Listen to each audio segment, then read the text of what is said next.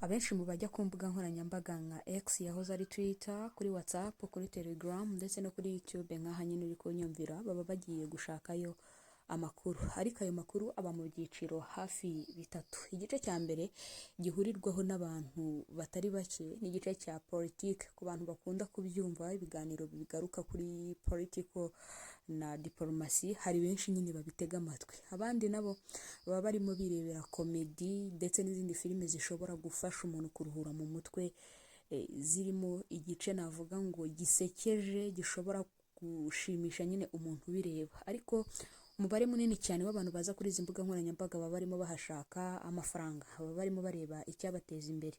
Uko ni nako bigenda rero mu gihe proje isohotse igiye gutangira gukora hirya no hino ku isi cyangwa se mu gihugu runaka. Tugiye kugaruka ku mafaranga ya TMP yahombeye abantu benshi batandukanye mu bice bitandukanye by'abantu bayikoraga, yamaze gufunga imiryango. Ntekereza ko amatangazo mwayabonye cyane ko byanaciye ku binyamakuru byinshi bikomeye hano mu Rwanda, babigarukaho bavuga ko yamaze gufunga. Ese iyi TMP mbere y'uko ifunga yerekanye ibimenyetso by'uko batagihari. Ese nimba ibyo bimenyetso barabyerekanye, ubundi ni iki gitera gutuma abanyarwanda bibwa rimwe, bakibwa kabiri, bakibwa gatatu, cyane ko hamaze gucamo ibigo byinshi harimo nka TAT cyangwa se Tata, harimo nka STT, harimo n'izindi nyinshi zitandukanye, muraza kuzandika muri comment, hakaza kuzana TMP. Aho izi proje zibera mbi za TMP nuko umuntu ugerageza kumwumvisha ko aho hantu agiye gushora imari bashobora kuhamwibira, akakubwira ko yakoze ubusesenguzi buhagije, ari umuhanga muri ibyo bintu, analize ye imwemeza neza ko agomba kuhashora amafaranga, ariko mu nyuma bikaza kurangira nabi ari kurira. Mu gihe twatunganyaga iki kiganiro nabashije kuganira n'umwe mu bantu bari bari muri iyi TMP, mubaza nimba hari ibimenyetso bigeze babereka by'uko bagiye gufunga. Dore uko yansubije mu magambo ye. So ni ukuvuga ngo rero ngewe ikimenyetso cya mbere nakibonye mu kwezi kwa gatanu nko mu mpera, kuko hari ibintu byasabwaga kugira ngo ube wakora umusangiro kuri nyine ugira itsinda ry'abantu runaka, kampani ikagufasha ikagukoreshereza imipira ikaguha n'amafaranga, mbese mukagenda mugasohoka. Urumva hari ibyasabwaga rero kandi narabyujuje. Ni ukuvuga ngo wowe muyobozi w'itsinda wasabwaga kuba byibura ufite abantu 10 mu itsinda ryawe. Abo bantu 10, 60% byabo bakaba barashoye ibihumbi 90 cyangwa se kuzamura. Noneho abandi 40% byibura bakaba barashoye 22.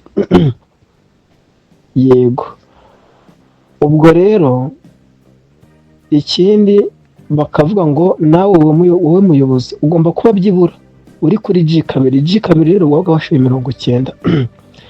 Noneho ibyo byose mbigeraho nari mfite abantu 7 bashoye ibihumbi 90. Abandi 8 barashoye ibihumbi 22. Urumva ngikora n'abarengeje kure. Noneho mbwiye manager ati nushuje abantu nifuza amafaranga y'umusangiro, arangije arabireba, arangije amananiza yashyizeho urayazi, yaravuze ngo wowe muyobozi ngo ugomba kuba ngo uri kuri G3 rero na 25, ngo rero ngo zamura ngo urwego ngo ujye kuri 25. Mfata screenshot n'amatangazo baduhaga, ndamubwira ngo aha handitse ngo iki, no mu itsinda mbishyiramo ahubwo abantu barumirwa. Aha handitse ngo iki, wowe muyobozi ugomba kuba uri kuri G2 nyiriho, abantu bose ndabafite, kuki utama amafaranga? Ngo ugomba kuba ngo uri kuri G3 ngo ujya kuri G3. Ubwo rero nangira kugira amakenga mvuga ati kabandi bagiye bayabaha abantu benshi, ari kumbwira ngo ngiye ukire 25 babone kumpa umusangiro kubera iki? Ndavuga ni rero aba bantu bashobora kuba bagiye kugenda, noneho aya mafaranga y'umusangiro akaba adashaka kuyama, ahubwo akavuga ati ni inciyemo 25 muri 25 amereze n'ibihumbi 100 hasigara imirya 5 ryanjye bazarikacire. Ubwo rero guhera ubwo ngubwo nahise ngira amakenga. Ikindi kimenyetso naravuze ngo kuko umuntu wakoze STT ntago ira business yayikora ngo ahombe se cyangwa n'izindi. Igihe cyose hafunguye imigabane miremire kampani ibigiye kugenda, cyane yuko binakorwa iyo babonye leta yatangiye kubyinjiramo, za CMI za beneri zatangiye kubyinjiramo, bahita bafungura umugabane wo hejuru kubera kuba barabitsemo abantu icyizere, kandi ya mafaranga umugabane wo hejuru abasaba abanyamuryango baba barayakuyemo, baba barungutse, none agahita yafata yose agahita yakugura wa mugabane muremure. Aribwo rero bahita bafunga. Bafunguye G4 ni 810, sibyo? Abantu batangira kuyigura hadaciyemo nk'iminsi n'ingahe nk'itatu bahita bafungura G5 ni 2,600,000 nazo baratangira barazigura. Ubwo abantu baziguraga urumva niba rumaze umwaka muri business ukagura G5 ya 2,600,000 byumvikane ko ya mafaranga yose wakoreye mu mwaka yose yafata ukayagaruramo. Ibyo nanone bibimenyetso byo gufungura imigabane miremire abantu bahita bafungana umutwe, ndabwo atatagira umuntu wongera gushora. Hari na dimini nabibwiye njye nyibona ibimenyetso, andi groupe tubamo yacu yahariye nabibwiye admin, ndavuga ati TMP muyihebe hatagira n'abantu mwongera gushyiramo, TMP iragiye. Yanyibwiriye nabi, ambwira nabi, aravuga ati ibyo bintu simbikunda, niba nagiye iyi groupe waje yinsangamo, ati waje no muri TMP nyuma yanjye, ati ni wongera ndahita nguboroka sinkunda ibintu nk'ibyo. Angira umusore, ndavuga ati ntaribi ndituriza. Barangije rero iyo migabane baba barayifunguye. Mbamare kurangiza, ikindi haba gatombora yo ku munsi w'umuganda, hakaba wakwinjizamo umuntu bagakaraga nyine ukaba watombora amato ndetse n'ibindi bihembo, ugakaraga uruziga. None iyo tombora bahita bayizana buri munsi hagahoraho tombora, buri munsi gukaraga. Icyo nacyo kibe ikimenyetso nkibaza ngo izi tombora za buri munsi ni amahoro. Nkabiganiza n'isera yanjye, babwira ati muzitondere. Bakavuga ngo leta bongera baravuga bati noneho nuzana umukozi agashora 2,500, wowe tuhita tugusubiza ingwate y'amafaranga watanze. Niba arashoye 2,500 agashora nawe akazana 2,500, ubwo tuhita tugusubiza 2,500 washoye. Babyumvise kugira ngo ugire ibakwe n'umurava wo kujya kuzana abantu gusubiza ya 2,500, kandi 2,500 nutekereza uti ese nibibazo utese arahita aza kuri mobile money no kweshyira kuri ya platform yabo n'ubundi baba bakiyafite. Ibyo nabyo barabazana, barangije baravuga bati noneho rero urumva uwinjiye n'uwinjijwe bose barajya bahabwa amahirwe. Wajyamo washora 2,500 bakagwa 25, washora 90 bagahita baguha ibihumbi 9. Yose ajya kuri konti. Bavuga ati ibi bintu ntago ari amahoro. Ikindi kuva ku itariki ya mbere, noneho urumva kuva ku itariki ya mbere uriya munsi w'ubwigenge nkeka, bahise bavuga ngo G3 na G4 kuva kuri G3 kuzamura ngo barahabwa amafaranga y'inkunga y'umunsi mukuru. Waba ufite G3 bakaguha ibihumbi 100 ngo byo kujya ngo guhaha, ngo ukajya muri butike ugafata niba ari umufuka w'umuceri mbese nyine ugafata ifoto igaragara ko uri guhaha ugakohereza manager, ibyo bihumbi 100 bagahita babishyira kuri konti ya TMP, sibyo? Noneho uwashoye 810 bakama 350, uwashoye 2,600,000 bagahita bamuha miliyoni. Ayo ni amafaranga aba ari kuri platform yabo, ntago bakohereza kuri mobile money. None ibyo bigashitura abantu, ibyo bigashyira icyizere mu bantu byo kugira gute cyo kuzamura umugabane niba ufitemo 250 se cyangwa ufitemo 90 ukavuga ati noneho nanjye reka ngure reka ngure umugabane wo hejuru kugira ngo nanjye bamare amafaranga. Impamvu bahereye kuri G2 kuri G3 kuzamura kwari kugira ngo G1 na G2 badutera amashyari yo kuba natwe twaba mu migabane miremire kugira ngo natwe tujye dufata ibyo bihembo. Bahita banobekamo akantu ngo kuva kuri G3 kuzamura niba bakoraga task 15 bahita bazikubaziba 30 n'inyungu zikuba kabiri kugira ngo G1 na G2 bazamura imigabane nabo bagira amashyari bazamura imigabane bashyiramo amafaranga nabo bajye bakubirwa kabiri. Babibona nkabwira abantu uti ibi bintu mubyitondere. Ubwo rero nyine nuko byagenze ari naho akana k'akanyeshuri kari gafite 90 karangije karavuga kati shangiye kuzamura umugabane dore abandi babahaye 100,000 noneho nanjye nkiramo 250 babimereze. Umwana wo umugenzi aramubwira ati aya mafaranga wayanyigurije nkashyira muri business ngayiha muri business wenda tugakora banki Ramberi noneho nkajya nkungukira ngo apesha ngo nanjye reka nyakiramo ngo bamenge 100,000 ngo bajye bame 100,000 ngo byinoza byo guhaha aba yakubisemo ya mafaranga amaze kuyatimburamo nyine birumvikana ubundi barayagumanye. Umwana ejo bundi yaraye kwicuza avuga ati niyo nyakuguriza ukaba unyihera inyungu nta kibazo. Urumva noneho ibi kindi kimenyetso simusiga ni uko batuborotse ibyumwe 3 tutabikura twari bukure kuri 13 ariko babwira abantu ko temo pitageza kuri 13 igikora tariki 13 rero zigeze bahakozwe iki ikintu cyakozwe bahise bavuga ngo ni umunsi wo gutanga imisoro. Batanga itangazo nimugoroba ku cyumweru nijoro bahita batanga itangazo ritunguranye ngo kuwa mbere ngo gutanga imisoro ngo none G1 ngo G3 na G2 mbese ko kuri G2 kuzamura ngo arabikura kwa gatanu ngo hatanzwe imisoro.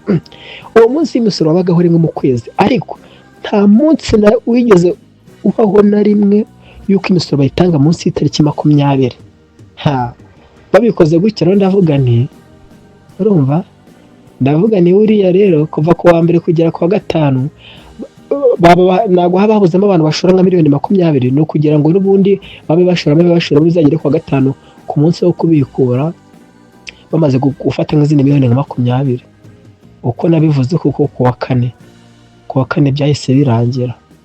Ngaye nguko nuko byagenze nyine ku muntu wabikoze ufiteho experience yatanze ibimenyetso byinshi cyane. Ku bari basanzwe baratwikiwe muri scam nyinshi zikora mu buryo bwa piramide nk'ubwo TMP yari irimo nk'abahiriye muri STT mu yitwa Soft maze amezi make yanayifunze imiryango mu zitwa Berry n'izindi nyinshi zitandukanye murazizi. Bashobora kubona ikimenyetso kimwe bagahita bibwiriza bakamenya igiye gukurikiraho ari naho bahera bakuramo amafaranga yabo hanyuma mu gihe cyo guhomba hakazahomba babandi batigeze babimenya.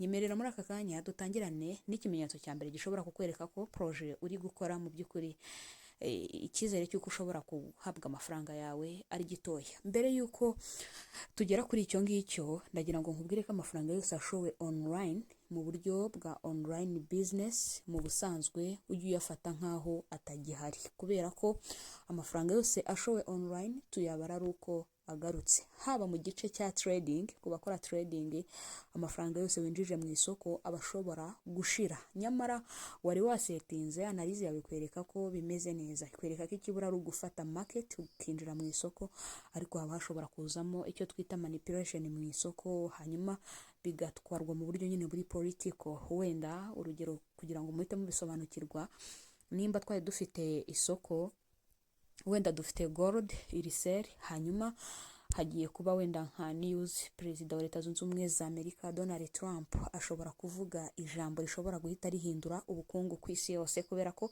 ari mu bavuga rikijyana kandi uko nyine ubona bihindutse kubona muri quartier isukari yahenze amavuta cyangwa se umuceri ni nako nyine bigenda mu mafaranga y'ikoranabuhanga mu gihe cyose ubona nyine crise itangiye kwinjira mu bijyanye n'ubukungu iba yahereye hariya. Ako karagaciyemo twagira ngo turebere hamwe ko amafaranga agiye mu buryo bwa investment uyashoye kugira ngo abyara andi, ikiza nuko wakizera ko 70% atari buze kugaruka, igihombo kitwegereye kurenza inyungu. Ariko nanone kubona amafaranga ni ugufata risk. Gufata risk rero bidusunikira n'ubundi byanze bikunze ko hari bamwe bagomba kuza kubikora, kubera ko ni kenshi cyane ku maradiyo bihaca bakavuga bati ibi bintu mubyirinde. Gusa nanone mu Rwanda haracyari imbogamizi z'uko ama platform aremereye ashobora gucikwa agacishaho itangazo nk'iri ngiri, nyuma bakaza kuza gukora irindi ribivuguruza, ariko mu by'ukuri hari abantu benshi baba bamaze kubyumva kandi banabifasheho umwanzuro. Hari abantu badatinda mu bintu bakora bihuta, ugasanga yamaze gushoramo amafaranga. Reka twihute cyane n'ikintu cya mbere. Mu gihe cyose wari usanzwe uri muri iyo projet, wamaze kwinjiramo ushoramo amafaranga, uguramo imigabane, tuvuge ko usanzwe ubikuza 5,000, umunsi wawe wo kubikuza iyo ugeze bakakwimurira ku wundi munsi, ni ikimenyetso mpuruza cy'uko bagiye kugenda. Mu gihe wari ugiye gukuramo 10,000 bakakubwira ngo banza utange 5 kugira ngo ukuremo 10, ni ikindi kimenyetso mpuruza cy'uko bagiye kugenda. Byaba byiza babaye batagiye kugenda, bavanyemo bya 5 byabo bashaka ngo projet ikomeze, bakaguhereza asigaye. Ikindi kimenyetso, abantu benshi ntabwo bajya bakunda kubitahura, ariko uburyo bwo gutumira referring ukunda kubamo ibibazo cyane. Ugasanga umuntu winjije abantu muri projet runaka nk'uko nguku itangiye nyine kuba yabyara ibibazo cyangwa se yafunga imiryango, wa muntu wabashishikarije kuba mwakinjiramo mutangiye kumureba ijisho ritari ryiza kubo yabibwiye. Ntabwo yabikoza kwanga, nawe ubwe yashakaga ko wungukira nawe aho yungukira, ahubwo uzi ikintu cyabayemo, yakoze akazi kadahemberwa, yakoreye nyir'umushinga, wowe winjiramo nyine ariko we nta nyungu byamuzaniye. Twavuga ngo irahambaye ku buryo ushobora kuvuga uti runaka yaranshutse, kandi mu by'ukuri nawe nyine bafitemo account muri rusange. Ikindi kandi kuri buri muntu wese ujya gukora izi projet ni ngombwa ko atumira, kuko hari ama pourcentage bamusaba cyangwa se banamuha. Muri audio umuvandimwe yanyoherereje mwumvishije ko yatubwiye ko hari igice bageze aho bamusaba ko muri timu ye haba hari amafaranga bagomba kuba barashoye. Ubundi umuntu ukora mwene izi projet abara neza amafaranga akeneye n'igikapu azayatwaramo. Umunsi wa mbere yayifunguye igikapu kirara kirimo hagati. Mu gihe cyose atangiye gukurura imashini agifunga ngo yisubirireyo, imashini ntigende, iyo projet iburirwa irengero. Niko bigomba kugenda. Mwese muragenda muduha ibindi bimenyetso byerekana ko projet za scam zigiye kugenda, hanyuma tugende dusobanukirwa byinshi kurushaho, abandi nabo batari babizi babimenye. Ariko muri rusange iby'ingenzi nakubwira nti ni ibyo ngibyo. Ikindi ni abantu bakubwira bati dufite promotion, gutumira abantu muri weekend, hari ibintu uri bushyirirweho nk'inyoroshyo, uraza gutsindira moto, uraza gutsindira televiziyo, uraza gutsindira igare. Ntabwo ariko bikora, ahubwo icyo baba bashaka gukora ni uko muri weekend wa muntu ugira akazi gatuma bari bize iminsi 5 y'icyumweru, muri weekend byibura yiriwe mu rugo. Okay, umukonveke nibiba na ngombwa ari guhura nawe ukamwereka uko bikorwa, kuko abenshi mu bajya no muri izi projet usanga no gukoresha telefone ku kigero kiri hejuru batabisobanukiwe cyane, aba agambiriye nyine kugira ngo byihute, hanyuma wa muntu amusanga hari amufashe muri ibyo ngibyo. Nicyo ngicyo kiri mu bindi bimenyetso ushobora kugenderaho ukavuga uti iyi projet ishobora kuba ibeshya. Gushyiramo amatombora atandukanye nka moto, imipira, amagare n'ibindi byinshi bitandukanye birimo nk'ibikoresho byo mu nzu, nabyo ni ikindi kimenyetso cyerekana ko mugiye kwibwa amafaranga yanyu. Ahantu bibera bibi cyane nuko nyuma y'uko muhombye ari urega ko yaguhombeje ntago aba agaragara. Nyiri projet muri rusange ntago ajya kuri tere. Iyo atakoranye n'aba influencer, b'abantu bazwi muri icyo gihugu, akora igisa na team iremereye. Akenshi muri rusange niyo bari mu magroup WhatsApp ari nkaho muhurira, mbere yuko projet ifunga bo barabanza bakareftinga, kandi WhatsApp ikoze mu buryo iza kuza guhita yitoranyamo admin, wa muntu wandika cyane muri iyo group agahita hinduka admin. Kujya kurega rero ngo umuntu ngo twabanaga ku rubuga rwa WhatsApp atakiriho yararefutinze akenshi anakoresha nimero itariye, usanga bigorana. Umusozo w'ibi ngibi byose rero, reka tugire gushishoza. Nimba umuntu akubwiye ngo uzajya ubikuriza kuri momo, simbukira kuri MTN Service Center ubabaze uti se TMP mufitanye imikoranire baduhemba kuri mobile money, hari igipapuro mwaba mwarabahaye, kubera ko ubwo aho ngaho hagati MTN ikora igikorwa twakita validation, ubugenzuzi, nta kindi kintu ibizi. Kohererezanya amafaranga rero avuye muri TMP n'ubundi bikorwa n'abagenti, ni nkuko nanjye nayakoherereza, ntabwo baba bakorana. Ariko iyo ugiye kubaza gutyo MTN nayo reportinga n'ahandi bagiye bakorana, hanyuma ibyo bintu bakabihagarika bitari abanyarwanda benshi. Hari umukobwa wigeze kubigarukaho ku ma WhatsApp agiye atandukanye mu magroup, haciyemo umuntu avuga ko yashyizemo amafaranga yateguraga kwifashisha mu kwibaruka, yavuze ko akuriwe agomba nyine kubyara muri uku kwezi, hanyuma TMP ikaba iyajyanye. Ni situation itoroshye, ariko hamwe no guhuza n'abandi bantu benshi bizagenda neza. Nako ngeze ku musozo w'iki kiganiro, ngushimira we twabanye, naho mu bindi turushaho kugutegurira.